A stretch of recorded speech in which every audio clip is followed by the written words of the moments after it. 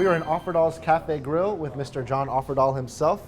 Yes, looking good. Thank you for inviting me in here. Had a great breakfast and wanted to kind of just get into a little bit of kind of the man behind the helmet, the restaurant, and kind of just a little bit of your childhood, because you're really making a great impact in our community. I mean, you're providing great food and you're really giving back to a lot of foundations and charities. So for us, we wanted to kind of just find out what inspires you and how you kind of just really take in this direction to really help build a solid foundation in our community. Wow, okay. All right, well, it all starts back in Wisconsin. Back in 1964, I was born and I realized I had 4 older sisters.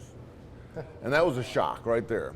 Grew up in the 70s getting their hand-me-downs, and I realized, my God, I got to find myself. So I started playing football and kind of caught on to a sport that pretty much defined my life. Yeah. Went to Western Michigan on a half scholarship. Got drafted in the 2nd round by the Miami Dolphins in 1986. Before I knew it, I was playing with the best coach in the NFL, Shula, and the best quarterback, I think, to ever played the game in Marino. Yeah. And for 8 years, I had the joy of playing in the NFL. Made my roots in South Florida. In the middle of my football career in 1990, I said to my wife that year, who I married in 1990, let's start something that will transition from football to a new career. So in 1990, we opened up a bagel store. And in 1995, we had built 10 stores and we sold them to Boston Market, created an Einstein's brand. And in 1995, I retired from bagels and I retired from football at the age of 30. So that was a pretty cool time right there. But started a family. 2001, started another restaurant business. Now it's called Offerdahl's Cafe Grill. And about 2010, I started saying to myself and my wife, we've been involved in the community through business and through charitable elements and through, being a celebrity from football, but we've really never kind of created our own event that could raise funds for things we believe in. And coming from the football world and the food world, I said, my God, let's put those two worlds together in a big collision. And ultimately, we created the Gridiron Grill-Off Food, Wine, and Tailgate Festival. A celebration where celebrity, competition, and charity collide. All right. You've said that a couple times, but that event is just magnificent. I've had the chance to go to 3 years in a row and keeps getting bigger. I mean, there was a little bit of rain last year. It didn't stop people. They were out there enjoying themselves. And you guys with the Dolphins, you guys are a tight-knit fraternity. It seems you guys just keep supporting each other with all of your own causes and always kind of stay in touch. Well, we certainly do, right? We are a tight-knit fraternity, and as you leave the game and you become an alumni, the connection of the team still continues because we support each other in our causes.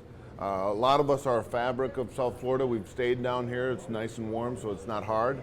And we've really found ourselves just really involved and integrated with our fellow neighbor.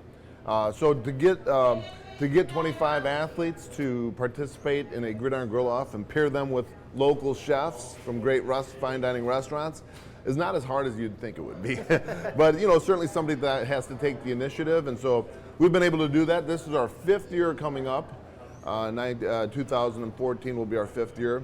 And it's just, again, it's fun because the fans get to eat fine dining food, drink great wines, as you know, seek autographs, they get to vote on their favorite grill-off recipe, and then ultimately they get to compete in a cornhole game. A lot of fun, and we just think that is a recipe for every NFL market, because those alumni and those chefs from each market connecting together, colliding together for a charity is a great model. And so our charities then, we kind of look at our charities in the social need arena, foster care and family homelessness. And our tagline is to feed the needs of kids in crisis who are fatherless and homeless. That's got to be so rewarding. Obviously, we both have kids, we were talking about it, but a lot of these kids, they get put in these positions and they don't have anyone helping them out, and you're providing them that opportunity. You're giving them a second chance. You're giving them hope. So obviously just so rewarding, and we're very appreciative for what you're doing for the kids in our community. You guys have been great partners with us last year, and hopefully going into the future, it's fun because again, a lot of us came from really good families, and in South Florida, there's a lot who don't, and so that fragmented family and coming in and getting involved in an area where you feel you've been fortunate, but have the ability to kind of leverage your past, your experiences, your resources is something that I think our athletes, our chefs, and certainly myself and my wife feel very thankful for. Because it's easy to kind of get kind of that out of sight, out of mind, and kind of do you, and when you partake in it and you see the difference you're making, they continue to support the cause. And sometimes you kind of have to see, the difference you're actually kind of contributing to the children. So that's right. Absolutely. So your good point too is not only do we raise funds, and my sons, I have 2 sons, get involved in homelessness ministries every Tuesday night in downtown Fort Lauderdale. We own a home that is going to be part of the homeless network for Hope South Florida. And from 4 kids of South Florida, we totally believe in the 4 kids and a church-based or faith-based initiative of them working with the county government and the faith-based community to bring families and parents into the foster care world. That's great. Let's transition just a little bit more football because I'm a lifelong Miami Dolphin fan, lifelong Miami Dolphin season ticket holder. So I had the opportunity to see you play every game wearing aqua and orange, and you don't see that very much. With free agency, players jumping around to different teams. Right. You had the privilege to play in the best city, in my opinion, the best team for your entire career. You just don't see that anymore, and to me, loyalty just doesn't exist, which is a little disheartening. It can be a little disheartening. I actually find it somewhat fascinating too, because loyalties can exist. You can get a franchise player to stay with the team, but the team has to usually pay for that franchise player. But what's exciting also is that in a year or two, a team can totally change and be in the Super Bowl. Heck, in the 70s and 80s when I grew up, I was a Green Bay Packer fan. They made it in the Super Bowls in the 60s, but during the 70s and 80s, there was a drought. You couldn't get out of the drought just through the draft. So I see, and the NFL is a vibrant sport, and it's the best for a reason, because you can be in a down market, and then next year a couple good moves on the front office, and you got a Super Bowl team. That keeps people engaged. Now that is great about the NFL. You hear parity over and over again, but it's true. I mean, when you see, and whether it's led by the quarterback or some people have feelings that it's led by the defense, to me it's a whole team unit from the coaches to the training to everyone on the field. And how the coaches strategize from a personnel standpoint and the strength of a team. There's no cookie cutter recipe on greatness. Well, I think that's what a lot of fans don't realize is that you could be a great football player, but if your coaches are not, strategically putting you in the right position or not game planning to your abilities, it may not show on the field. And a lot of fans are blaming the players where, I don't want to say you're blaming the coaches, but sometimes it could be the game plan or the strategy that's limiting them. Oh, I'm a big, it's hard to replace a really good, talented player, but don't get me wrong, I think it all starts at the coaching level. And honestly, at the front office level, ownership, GM, coach, right down, obviously to the players at the end of the day, but great organizations are that because they are organizations, not just personnel. Exactly. Did your kids play football? Did you kind of encourage them? You keep them away from it? What was there? I'm a big believer in contact. Okay. I go against the current I was only allowed to mores. play flag growing up, so that's why I was curious. I figured you were getting We were born with this big forehead right here, so we were born to lean into contact, and I'm a big affirmer, a big supporter of, play hard, play rough. There are so many skills and life lessons that come out of, just perseverance and being tough in life. Because life isn't easy, you have to have that kind of grit to get you through the tough times. But yeah, so I think sports is a great metaphor for that, and football specifically. And the league is doing certain things to protect, the longevity of the game and the core of what it is. But I still believe in a good defensive linebacker smacking up and. Maybe not a receiver these days, but certainly running back. Is it frustrating to see the changes? I mean, you can't hit him here, you can't hit him here. They're forcing you to kind of hit him at the knees.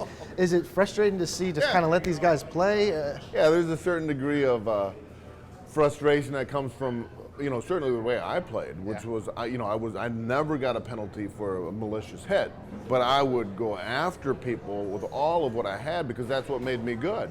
And nowadays, you actually have to think about that, and just that thought, you also have to retrain your whole body on how to play the game, and almost pull back at certain times, I would find that to be a really hard thing for me to do. Yeah, because you're kind of, now the players are thinking about that. They're thinking fine right before they're about to hit a tackle, and it's obviously it's the impeding. changing, guard of the NFL, and hopefully they'll still keep it very interactive, and in my world, still very kind of physical, because I love that part of the game. But the malicious and the extraordinary hits that aren't necessary, I can understand that. Yeah, and you brought up a good point, and look, you're very fortunate that you were able to play collegiate ball and professional ball. Very small percentage get that opportunity to get on that field, but you're right that if you do participate in sports, you're going to learn lifelong lessons. You could be a better student or a better employee. You're learning about sportsmanship, confidence, team building, winning, losing. So if you could take kind of those skill sets and utilize them in everyday life, you're going to be a better individual, a better person. Oh, absolutely. And the whole idea of teamwork too, where a lot of kids grow up in either single family or single child homes, or maybe two kids, but to have a team of 11 or 12 or 50 players and that find your spot on the team, but also appreciate the competition of other people, is something that only I think sports really gives you the upper hand on. So I think sports in general, team sports specifically, and contact team sports are the best. I'm with you on that. One thing also, this year you were inducted into the Ring of Honor for the Miami Dolphins. Right. Quite an accomplishment. Congratulations. Yeah. And I was there with you, and just seeing your mom and your family and the smiles, I mean, can you describe that night? Yeah, so my mom's the ringleader of my other 4 sisters. They were all there. My dad passed away about 10 years ago. I was kind of sad he wasn't there, but what a great family opportunity to enjoy my past and do that with my sisters and my mom in such a way that was, I've honestly never really looked up into the stands like that. Even when I played, I kind of kept my head on the, on the field. So it was really neat. Something special that my mom now, she blew kisses to the fans. It was just awesome for her to be able to enjoy that moment. Oh, and the crowd was going nuts there for you. So they It was a good game, though. We played the Bengals, and we won that game. Safety in overtime, right? Yes, and it was the last 2 minutes before halftime were, just magical moments. We came back, scored 14 points, and so everything was teed up to have a great halftime induction and ultimately a great overtime victory. Talking about magical moments, is there a couple plays or situations, whether collegiate or professional, that you'll never forget? I mean, I was looking at that where you stopped Bo Jackson on the goal line, and to me, I was just enamored by that. But I'm sure that's one of them, but is there a couple instances that maybe you watch a couple times you'll just never forget? Yeah, well, I got a bunch of Shula stories that are unbelievable, but way too long. But that picture back there against Bo Jackson in the North-South Senior Bowl game, the all-star game of the collegiate world, was just so defining for my life, because I came from Western Michigan. I got a half a scholarship in 1982 to go to Western. And then 4 years, all of a sudden, I'm playing against the Heisman Trophy winner. I mean, the best athlete rated ever to play in sports. And we were against him. We knew what he was going to do. He was going to jump over the line to score a touchdown. And they told little Johnny Offerdahl from Western Michigan, John, Heisman Trophy winner is going to jump right here. What you have to do is time yourself and jump before he even jumps. Twice in that game on the goal line. Wow. I stopped him on 4th downs, and I got the defensive MVP of the game, and it just kind of jettisoned me into the NFL. Probably and helped great you get career. Drafted in the second round. Definitely. Just 2 plays alone. Right place, right time, right Bo Jackson. But you always had that attitude. It seems, and look, we've talked many times, it seems that whatever you're doing, you're giving it your all. You're giving 110%, your passion, whether we're talking about food, football, or charities, you're all in. And maybe that's what kind of separates you. We learned a long time ago when it was playing sports, like luck, right? Good fortune is an equation of preparation plus circumstance. And if you're not prepared for the circumstance, you're not going to make that play. You're not going to open up that door of opportunity. So a lot of it is just the emotional preparation and then just waiting for that moment where you can kind of, coach, put me in. Yep. That's great. Now let's talk about the food side of kind of your life, and it was kind of just cool for me to see you interacting with all your customers. You know them all by first name, you know what time they come in, you know what they're having. Is that the relationship that you're building with your customers, that it is kind of obviously an owner-operator business, but it's almost like it's like an extended family, it seems like? Well, I'm very hands-on. There's no doubt about that. I put a lot of hours into our business, and it's really important for me to have relationships with my staff, my coaches, right? My players, all that stuff. And I really enjoy it. Like, I'm going through a phase of my work life where I'm actually going in and defining the details of our business so I can put them in training programs and execute standards. I love that, and I get to know the players. They get to know that I'm not afraid to do what I ask them to do, and it's fun because, you know, really it's given me the platform of being the head coach. You know, I had a lot of opportunity to watch the best head coach. Now I get to put that into practice in my own restaurant with my own people. That's a pretty fulfilling thing. That's great. Yeah, everything you learn from Mr. Schuler, you take it right on and you pass it. And look, that's why we say sports and business, they intertwine. They're the same thing. So it's a team effort, always a team effort. Right. Family, sports, business is, for the most part, you got to work with other people to make a better product at the end of the day. And everyone's eating kale now, and you guys are kind of embracing it. I see the picture there, and my wife sees it, obviously very healthy alternative. Yeah. Are you incorporating that in a lot of your menu items? Is it kind of the new healthy trend, or is it a fad? What's going on with the whole kale craze? Yeah, our concept is really about fresh baked, just grilled, all day great food. Okay. All right, so between an oven and a grill, we create food that's right off the grill, right out of the oven. And kale is just an amazing superfood. It's high in antioxidants. It's just a great food, and we top it off with grilled steak or chicken. And most people think, "Oh my gosh, I'd never eat that." I got a son who I would never have thought likes kale. He comes in here daily to get his kale, and you know. So if I'm connecting to that guy, my son who's 21, I'm going to connect to a lot of people. And once they try a sample, they're hooked. Yeah, so I mean, to me, that's a pitch and sell. To me, that's in the old days, that would have been a good tackle. I love that stuff. I love that engagement. No, and look, just reviewing the menu, and I ate here probably maybe half hour ago, but nutritious and flavorful, and like you said, fresh. So kind of really appealing to what everyone's looking for when they're finding kind of the right food choice for themselves or for their families. So. Yeah, we definitely think it targets the future of how people want to eat. And at the end of the day, ultimately, you know, people have a choice to eat. They have a choice to do things in life, to work out, to feel good about themselves. And our job from a foods established standpoint is really to make you, to give you the right choice to be more in life. That's great. Yep. Well, you're doing great things. We appreciate you taking some time. Obviously, the line just keeps going in and out, so I know you got a business to run here. Lunch is coming. Lunch is coming quickly. So I'm hanging for lunch. I'm staying. It was delicious. I'd like to. Are you guys open for dinner? Can I do all three? Yeah, we can. We have 3 Bs. All right. Yeah. Person who shows up 3 times a day. Oh, I love it. It's happened before. Oh, absolutely. All right, so I'm going to try to pull that off.